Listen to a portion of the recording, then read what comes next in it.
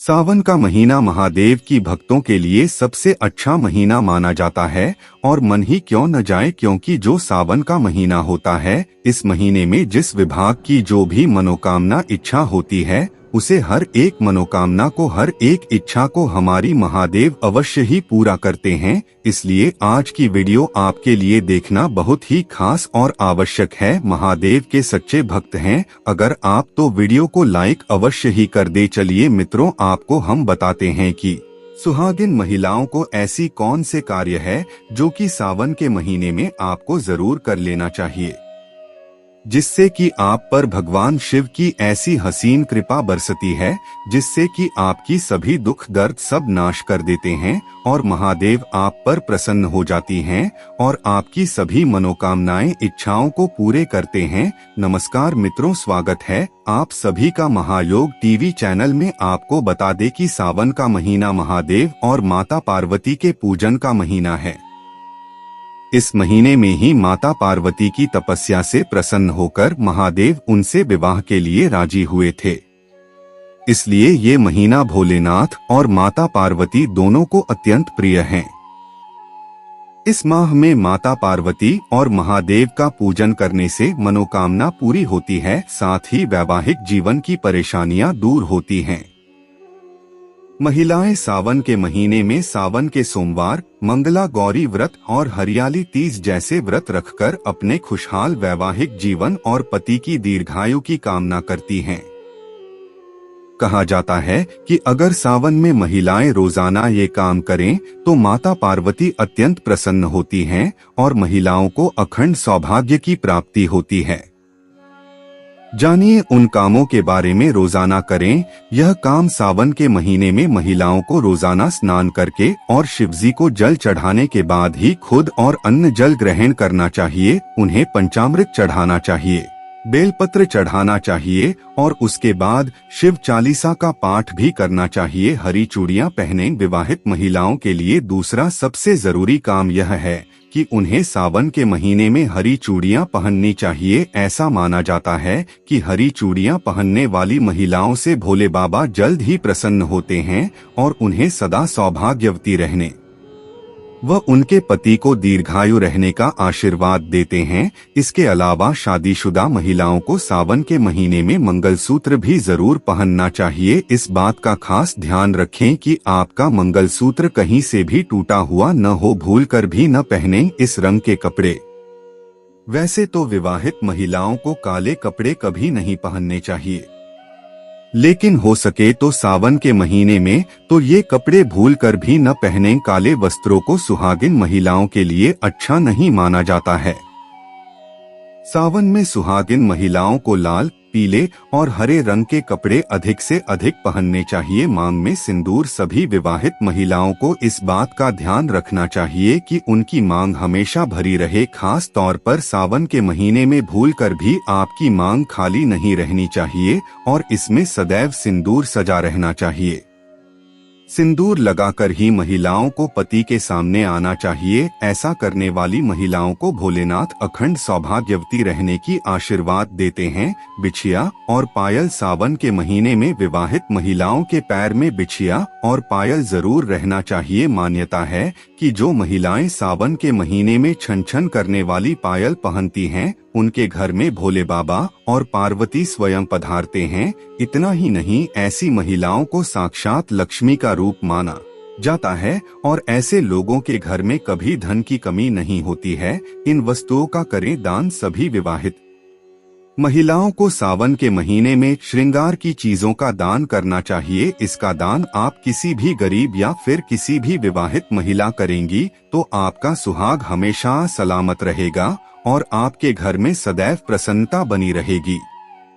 परिवार में खुशियां आएंगी और भोले बाबा आपसे प्रसन्न होकर सुखी संपन्न रहने का आशीर्वाद देंगे। न करें क्रोध। सावन के महीने में सुहागिन महिलाओं को कभी क्रोध नहीं करना चाहिए और न ही किसी से ऊंची आवाज में बात करनी चाहिए। परिवार में भी किसी से वाद विवाद करने से बचना चाहिए। अगर आपको किसी की बात बुरी भी लगती है या फिर उस पर गुस्सा आता है तो उस वक्त ओम नमः शिवाय मंत्र का जप करने से आपका गुस्सा शांत हो जाएगा। ऐसा करने से आपके घर में क्लेश नहीं होता है। हाथों पर मेहंदी। सावन के महीने में सभी विवाहित महिलाओं को हाथों पर मेहंदी जरूर लगानी चाहिए। हाथों पर हरी हरी मेहंदी लगाना सुहागिन महिलाओं के लिए बहुत शुभ माना जाता है और ऐसा करने से उन्हें माता पार्वती का आशीर्वाद प्राप्त होता है। इसे सुहाग की निशानी माना जाता है। 16 श्रृंगार विवाहित महिलाओं का गहना माना जाता है। सावन के महीने में विवाहित महिलाओं को अवश्य ही 16 श्रृंगार करना चाहिए। इसके अलावा श्रृंगार की सभी वस्तुएं माता पार्वती को अर्पित करनी चाहिए। इससे माता पार्वती खुश होती हैं और आपको अखंड सौभाग्यवती होने का आशीर्वाद देती हैं। सोमवार को भजन। सावन के महीने में सुहागिन महिलाओं को हर सोमवार को शिवजी और पार्वती जी के भजन करने चाहिए और सुखी रहने की प्रार्थना करना चाहिए। भगवान शिव और माता पार्वती थोड़ी सी पूजा करने पर ही अपने भक्तों पर प्रसन्न हो जाते हैं और उन्हें सदैव सुखी संपन्न रहने का आशीष देते हैं।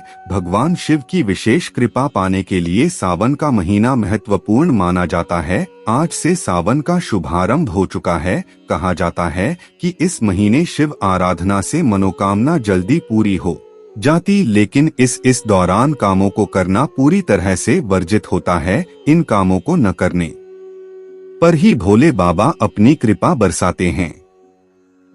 ऐसे में आइए जाने अध्यात्म ही नहीं वैज्ञानिक मतों से भी सावन में न किए जाने वाले इन कामों के बारे में। हर रोज सुबह स्नान के बाद शिवलिंग पर जल चढ़ाएं। इसके बाद ही कुछ ग्रहण करें। सावन भर इस नियम का पालन करने से महादेव और मां पार्वती दोनों की कृपा प्राप्त होती है। ये काम महिलाओं के अलावा पुरुष भी कर सकते हैं। चूड़ियों को श्रृंगार का अहम हिस्सा माना जाता है। सावन का महीना हरियाली से भरा होता है। ऐसे में इस महीने में महिलाओं को हरे रंग की चूड़ियां पहननी चाहिए। इससे मां गौरी अत्यंत प्रसन्न होती हैं। सावन के दिनों में महिलाओं को सुहाग का सामान माता पर चढ़ाना चाहिए और दान भी करना चाहिए। इससे माता रानी प्रसन्न होती हैं और अखंड सौभाग्य प्रदान करने के साथ पति की दीर्घायु का आशीर्वाद देती हैं। सावन के महीने में मेहंदी लगाना भी बहुत शुभ माना जाता है। मेहंदी सुहाग की निशानी होती है, इसलिए इस माह में एक बार मेहंदी जरूर लगवाएं। हरियाली तीज पर मेहंदी का विशेष महत्व है। महादेव को भोलेनाथ भी कहा जाता है क्योंकि वे बहुत शीघ्र प्रसन्न होते हैं। वहीं सावन के महीने में उन्हें प्रसन्न करना और भी आसान होता है। महादेव की प्रसन्नता देखकर माता गौरी भी अत्यंत आनंदित होती हैं। इसलिए सावन के महीने में महिलाओं को महादेव के भजन गाने चाहिए। इससे उन्हें शिव और गौरी दोनों की कृपा प्राप्त होती है। सावन के महीने में किसी भी तरह के वाद विवाद या झगड़े से बचना चाहिए। ये महीना आनंद का महीना होता है। इसमें महादेव और माता का ध्यान करना चाहिए। यदि क्रोध आए तो ओम नमः शिवाय मंत्र का जाप करें। इससे गुस्सा शांत हो जाएगा और घर का वातावरण भी शुभ होता है। यदि आप इस दौरान डमरू घर लाती हैं और नियमित रूप से इसकी ध्वनि घर में गूंजती है तो आपके जीवन के समस्त कष्टों से मुक्ति मिलती है। चांदी का बेलपत्र भगवान शिव को अत्यंत प्रिय है।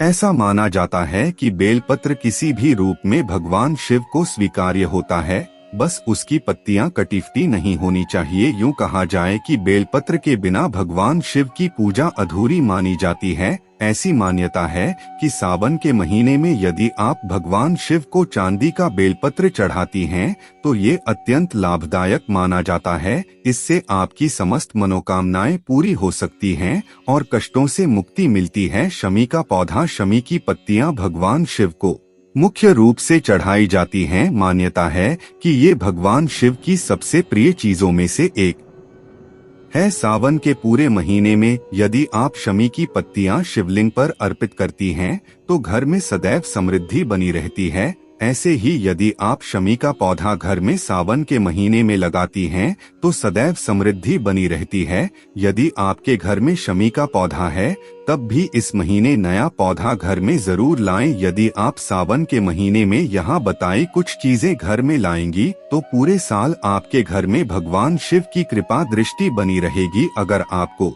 यह स्टोरी अच्छी लगी हो तो इसे फेसबुक पर शेयर और लाइक जरूर करें। इसी तरह और भी आर्टिकल पढ़ने के लिए जुड़े रहें। हर जिंदगी से अपने विचार हमें कमेंट बॉक्स में जरूर भेजें। तुलसी की करें सेवा। सावन का महीना तुलसी की सेवा के लिए सबसे उत्तम माना जाता है। वास्तु में तुलसी का भी बहुत महत्व होता है। उत्तर दिशा में मिट्टी के गमले में तुलसी का पौधा लगाएं। इससे न केवल घर का वातावरण शुद्ध होता है बल्कि पूर्वजों का आशीर्वाद भी प्राप्त होता है। कुंवारी कन्याएं यदि अपने हाथ से तुलसी लगाएं तो उन्हें योग्य वर की प्राप्ति होती है।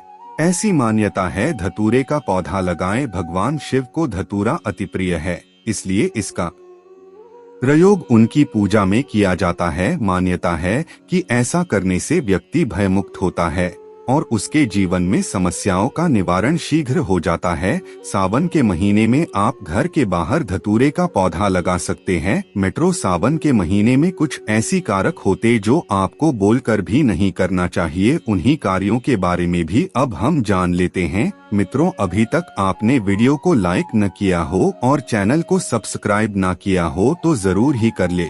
वीडियो को लाइक, चैनल को सब्सक्राइब और ज्यादा से ज्यादा हमारी जो माता है बहाने होती है उन्होंने तक इस वीडियो को ज्यादा से ज्यादा शेयर करें। बेहतर सेहत के लिए शुद्ध और पौष्टिक आहार के साथ उसकी तासीर और प्रवृत्ति पर भी विशेष ध्यान देने की सलाह दी जाती है। किस मौसम में क्या खाना चाहिए क्या नहीं, इसका आयुर्वेद में विस्तृत अध्ययन मिलता है। हिंदी कैलेंडर के अनुसार इस समय सावन का महीना चल रहा है। यह महीना देश में मानसून का माना जाता है। आयुर्वेद विशेषज्ञों के मुताबिक इस मौसम में सभी लोगों को खान पान को लेकर विशेष सावधानी और सतर्कता बरतते रहने की आवश्यकता होती है। अन्य मौसम में प्राय शरीर के लिए फायदेमंद मानी जाने वाली कुछ चीजों का सावन के महीने में सेवन करना कई तरह की समस्याओं का कारण बन सकता है। सावन का महीना मानसून के समय वाला होता है। ऐसे में इस महीने में वातावरण की आर्द्रता के कारण कई तरह के बैक्टीरिया और वायरस के उपजने का जोखिम होता है।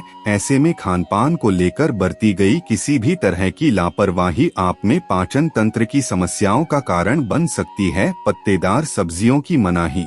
वैसे तो हरी और पत्तेदार सब्जियों को पोषण और स्वास्थ्य के लिहाज से काफी फायदेमंद माना जाता है, फिर भी श्रावण मास के दौरान इनसे बचना चाहिए। इसका मुख्य कारण इन पत्तियों पर बैक्टीरिया या वायरस के उपजने का जोखिम होता है। बारिश के दौरान इनका सेवन पित्त रस के अतिरिक्त स्राव का कारण भी बन सकता है, जिसके कारण पेट में कई तरह की समस्याओं का खतरा रहता है। दूध को लेकर क्या है सलाह? दूध को आमतौर पर स्वास्थ्य के लिए अच्छा माना जाता है, लेकिन सावन के महीने में इसका संयमित सेवन करना चाहिए। विशेषज्ञों का कहना है मानसून के इस मौसम में दूध के कारण शरीर में पित्त रस बढ़ सकता है। दूध की जगह आप दही, लस्सी आदि का सेवन कर सकते हैं। इस मौसम में पाचन स्वास्थ्य को लेकर सावधानी बरतना बहुत आवश्यक माना जाता है। मांसाहार से बचाव धार्मिक और वैज्ञानिक दोनों आधार पर सावन के महीने में मांसाहार जैसे चिकन, मांस और मछली आदि के सेवन से परहेज की सलाह दी जाती है। बारिश का मौसम कीटाणुओं के प्रजनन के लिए उपयुक्त होता है। ऐसे में मांस आदि को लेकर बरती गई किसी भी प्रकार की अस्वच्छता इसे संक्रामक बना सकती है। अनहाइजेनिक रूप से इन चीजों के रखरखाव और सेवन के कारण फूड पॉइजनिंग का खतरा हो सकता है। बैंगन न खाएं। मानसून विशेषकर सावन के इस मौसम में बैंगन की सब्जी भी न खाने की सलाह दी जाती है। इसका मुख्य कारण इसमें कीड़ों का होना माना जाता है। इस मौसम में बैंगन में कीड़े पड़ने का खतरा अधिक होता है, जो इस सब्जी को दूषित कर देता है। ऐसे में इसके सेवन के कारण पाचन तंत्र की समस्याओं का जोखिम कई गुना तक बढ़ जाता है।